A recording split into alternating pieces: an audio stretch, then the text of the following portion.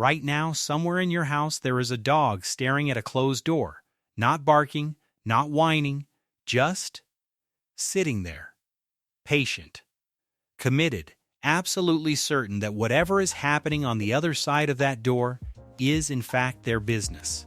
My dog Archie does this.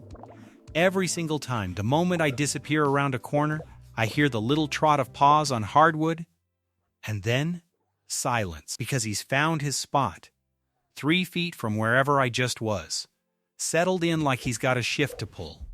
For years, I thought this was either adorable or slightly unhinged. Turns out, it's neither. Because researchers who have spent the last 2 decades actually studying this behavior have landed on an explanation that sounds almost nothing like he loves you or he's anxious.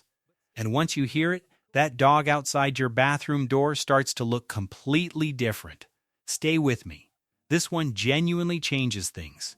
Dogs who shadow their owners from room to room actually have a name in the scientific literature: Velcro dogs. And the moment most people hear that, they hear diagnosis, like something misfired in puppyhood, and this is the result. A dog that couldn't quite manage independence. A dog that needs fixing. That framing is wrong. And a study out of Vienna proved it. In 2013, researchers at the Clever Dog Lab, which is a real place and genuinely the best name for a lab that has ever existed, designed a beautifully simple experiment. They gave dogs a puzzle feeder they couldn't open on their own, and they changed one thing, whether the owner was in the room or not. When the owner was present, dogs stayed with the puzzle. They explored it, tried different approaches, stayed engaged with something that wasn't giving them anything back. Owner leaves, they gave up. Quickly. Then the researchers replaced the owner with a stranger. Same room. Same presence. Just not their person. Didn't matter. The effect vanished completely. Here's the reframe. Your dog doesn't follow you because it falls apart without you. It follows you because with you around, it feels more capable, more willing to try things, more confident the world makes sense. Researchers call it the secure base effect. It's the same thing you see in a toddler at a playground. They'll charge off on their own adventure, but they keep glancing back at the parent on the bench. Not because they need rescuing, because the parent's presence makes the adventure feel safe enough to have. Your dog isn't waiting outside the bathroom because it's fragile. It's waiting because with you nearby, it's ready.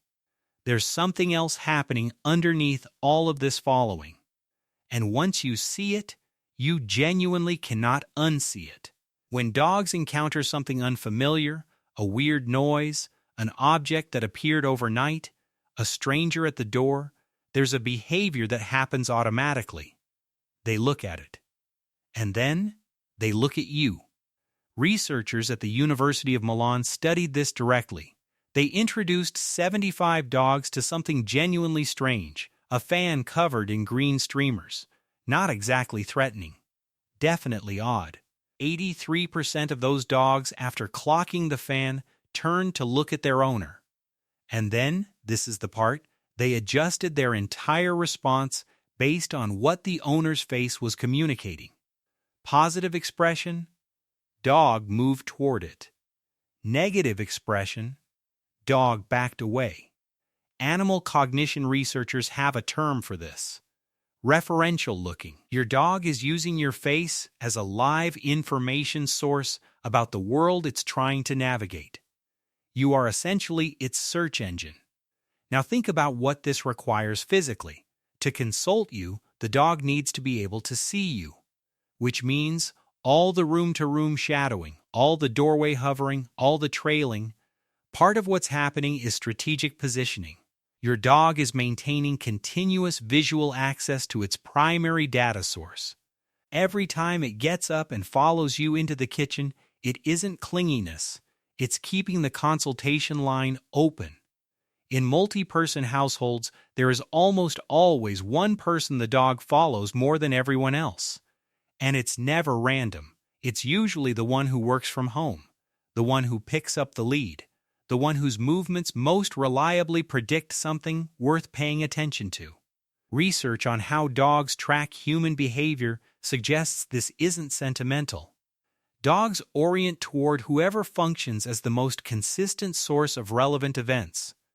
Who opens the fridge? Who reaches for their coat? Who's standing up actually means something. Your dog isn't following you across the house because you're their favorite for emotional reasons alone. You're their favorite because you are the most useful and legible human in the environment. A 2024 study from the Clever Dog Lab found that in unfamiliar spaces, dogs will actually copy their owner's unnecessary steps they already know are less efficient rather than take a shorter route on their own. Even dogs who had prior experience with the task did this when the setting was new. When the rules aren't clear, the strategy is to stay close and do what the person who knows does. That's not submission. That's intelligent uncertainty management. Honestly, it's the smartest thing in the room.